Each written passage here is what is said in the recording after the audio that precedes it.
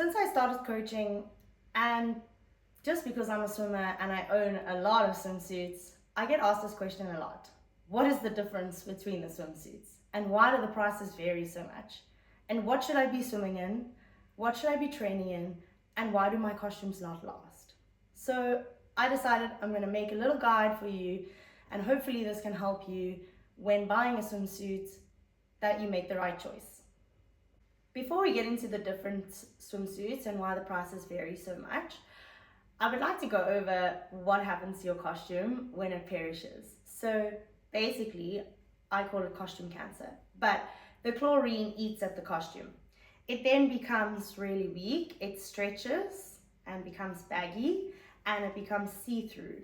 And you can actually see where the chlorine has eaten through the fabric. So here on this one, this happens to a lot of the fabrics that are Lycra fabrics. They have now created chlorine resistance fabrics, and this is why the prices differ. But basically, if you're training in the pool for longer hours or an hour at most, you are bound to get chlorine eating at your costume or costume cancer, unless you have a chlorine resistant costume. Then it is a different story. So first up, I'm going to start with the lower priced costumes and the more economical costumes. This would be your Lycra. So Lycra is a trademark name for spandex.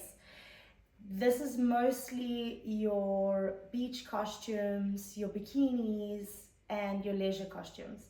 These are absolutely fine to wear in the pool. And if you're wearing them to dip in, dip out, lay around, they will last you a long time. It is not that the fabric is not quality, it just isn't chlorine resistant.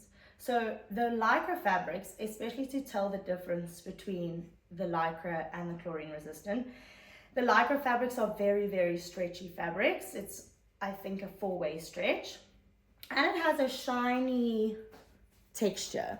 So it is very shiny, it is very stretchy, and it feels really nice.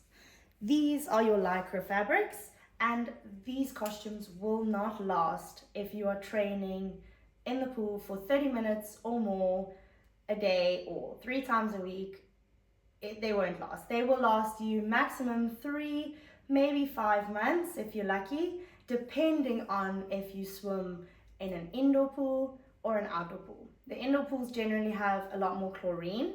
The outdoor pools, the sun would affect the chlorine levels, and so generally your swimsuits will last longer in an outdoor pool. So this is a costume that you would buy quite a few of, and it might be lower cost, lower price, but you would end up buying quite a few if you are going to swim in this and train in a Lycra costume. So next up, we have the middle range swimsuit. So this would be in the mid-range price range. It would last you quite long. This particular brand is an anti-chlor base, which is a combination of Lycra and polyester, which makes it a little bit more chlorine resistant to the Lycra. It has that silky soft texture. It is also quite stretchy, and this would last you a lot longer than just a plain Lycra or spandex costume, and it would still be chlorine resistant, but maybe it would last you between 6-8 months to a year, depending on how much you swim in it. I'm going to bring it up close so that you can have a look.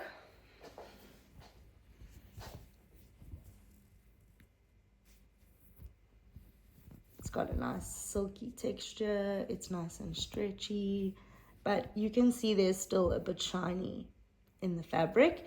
It does have these tiny little lines that you can see where the print is in, and that would tell me that it was chlorine resistant or had polyester.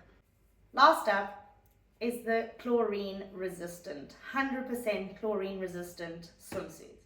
So these swimsuits, and there are other brands, all the brands have got a 100% chlorine resistant, it's just called something else. And these swimsuits, I've had swimsuits that have lasted me up to 6 years. The only thing that generally goes is the elastic, because often the elastic is not chlorine resistant, and so it will go all a bit hard, or it might break. So that would go before your costume would get chlorine, eaten by the chlorine or costume cancer. And this is 100% polyester. It is not as stretchy as the combination between the Lycra and the polyester. It has a little bit of stretch, of course, because it is a swimsuit, but it is generally not as stretchy, and the fit is quite snug. You want to buy a costume that fits nice and tight in the beginning, because all costumes, doesn't matter what fabric, in my experience, stretch. And if you wear them even just a little bit in the pool, they will stretch and they will go a little bit bigger than when you originally bought it. So my suggestion is that you buy a costume that fits quite nice and tight, and then after a few sessions it will start to loosen up. It won't go baggy, but it won't be as tight as when you bought it. So the fabric here, you can see, has a lot of lines, like you can see the lines, and it's quite a thick fabric, and you can tell by the texture is not as silky and shiny as the Lycra, and that would give you a good telltale sign that it was a chlorine resistant. It would also say 100% chlorine resistance and 100% polyester. If it has a mix of polyester, spandex, or anything else with it, it is not 100% chlorine resistant. So you can always have a look at the tag, and the tag will say